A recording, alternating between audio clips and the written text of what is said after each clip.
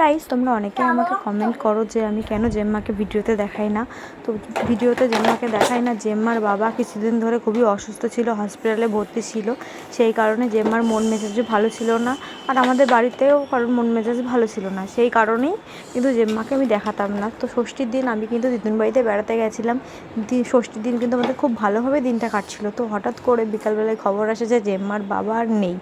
তো সেই কারণেই জেম্মাকে এতদিন দেখাচ্ছিলাম না। জেম্মা লাল পাড় সাদাসাদি পড়েছিল, আর জেম্মা খুব কান্নাকাটি করছিল। আর জানো তো, জেম্মার বাবা না খুব ভালো মানুষ ছিল।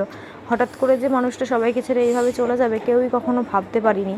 তো সেই কারণেই আর দেখানো হয়নি। জেম্মা খুবই কান্নাকাটি করে। তো শ্রাদ্ধের কাজ হচ্ছে ওপরে ছাদে, তোমাদের সাথে শেয়ার করলাম সেটাও।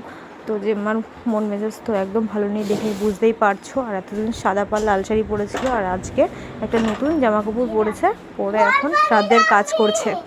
দাদুটা খুব ভালো মানুষ ছিল। দাদুটা যে এইভাবে হঠাৎ করে সবাইকে ছেড়ে যে চলে যাবে কেউ কখনো ভাবতে পারেনি। আর জেম্মাও খুব কান্নাকাটি করছিল, সেই কারণে জেম্মাকেও দেখায়নি।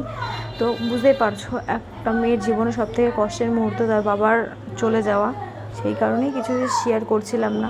ভালো মানুষটা কি এইভাবেই সবাইকে ছেড়ে চলে যায়? আমার না খুব কষ্ট হচ্ছে।